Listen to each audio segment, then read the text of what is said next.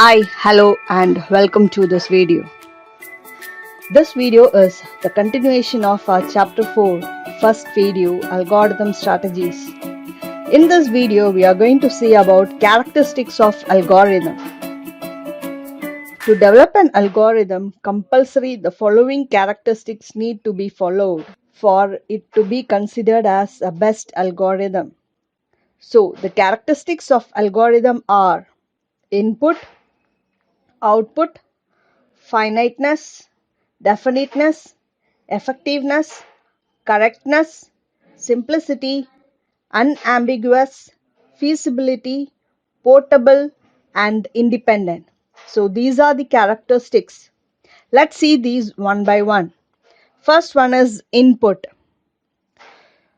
Without getting an input, we can develop an algorithm. You may think how? Simple. Just assign a value to a variable. So, input can be 0, that is no, or more quantities to be supplied. This was about input. Next one is output. Without input, a program can be written, but without an output, algorithm cannot be written. So we cannot develop an algorithm without an output. So at least one quantity is produced through our algorithm.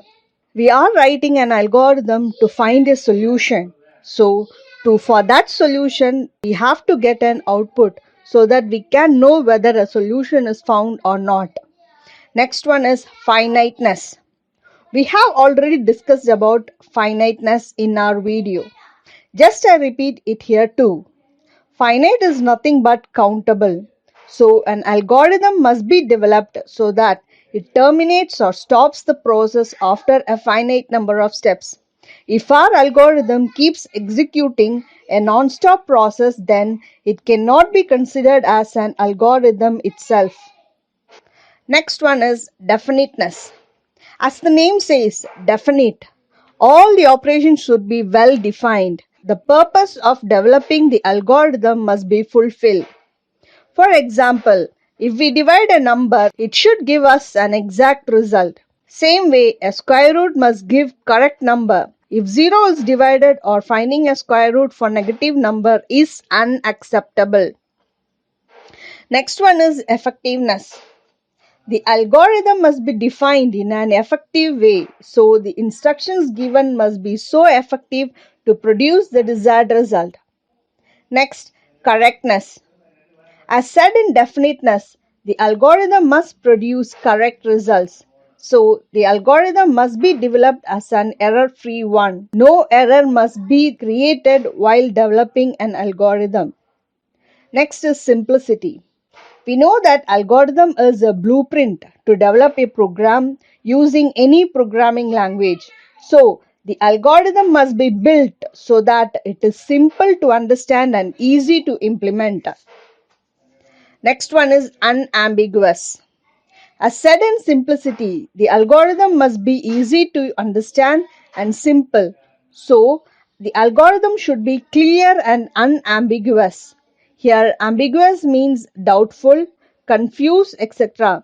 So, it should be without any confusion. So, each of its step and their input or output should be clear and must lead to only one meaning. Feasibility. The algorithm must be able to carry out the result with the available resources. Here resources means the available devices, that is input or output devices, data in memory, processor, etc. So within these resources, our algorithm must be able to carry out the results. Next is portable. We know what portable is. It is nothing but easy to carry anywhere, like our laptop, mobile, etc. So, for an algorithm to be portable is the algorithm that we develop must be adaptable to any programming language, the operating system, and it should be able to handle all range of inputs. Next is independent. The same point in portable is applicable here also. The algorithm must be developed independent of an programming code and it should be clearly mentioned all the instructions in step-by-step manner so that a programmer can easily develop a program using any programming language.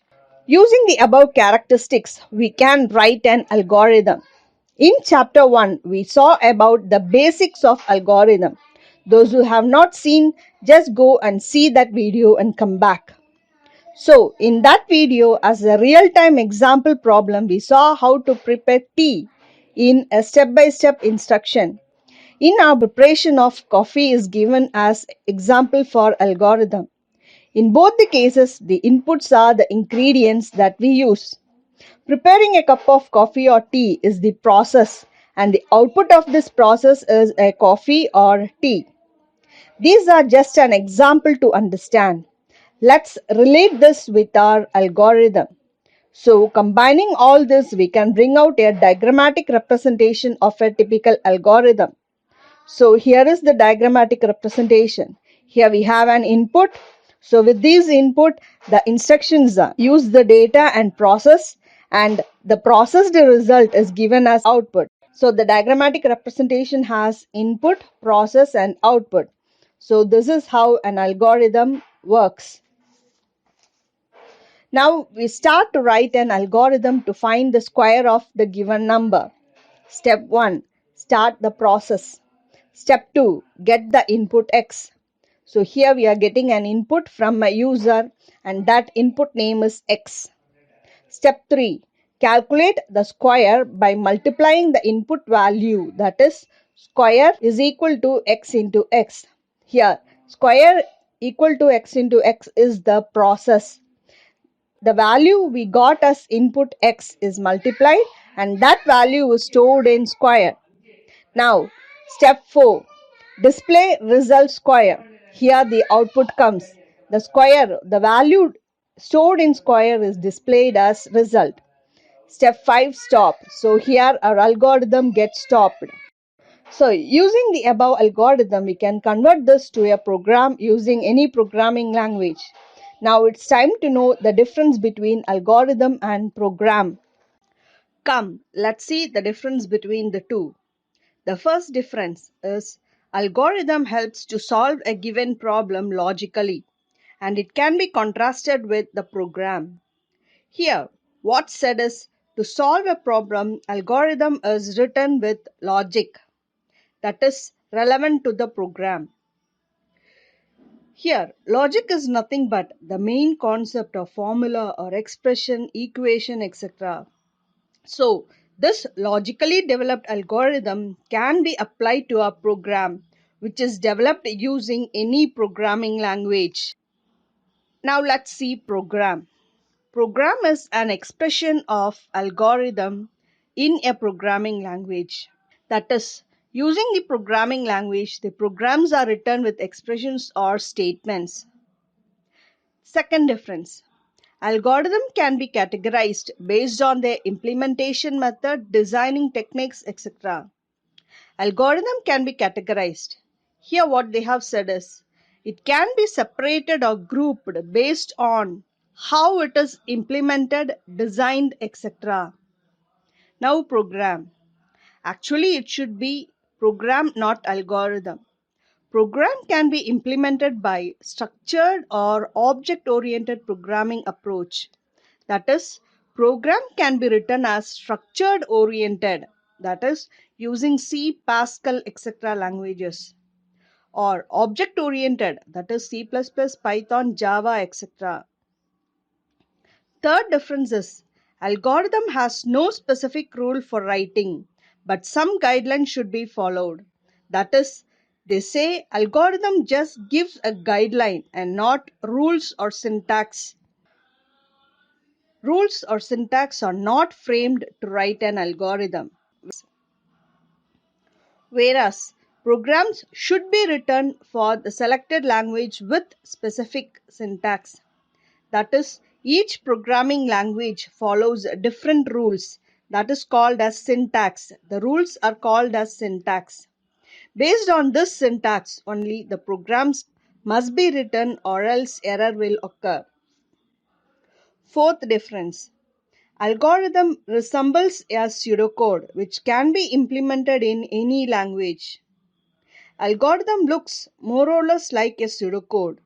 Pseudocode is nothing but a set of instructions which make it easy to implement in a program, whereas programs are more specific to a programming language. That is, following the rules set by the programming language, these programs are written. So these are the differences of a program and algorithm. Next, let's recall. In this video, we have seen what all we have seen are the characteristics of an algorithm, a typical diagrammatic representation of an algorithm, and the third one is the difference between algorithm and program.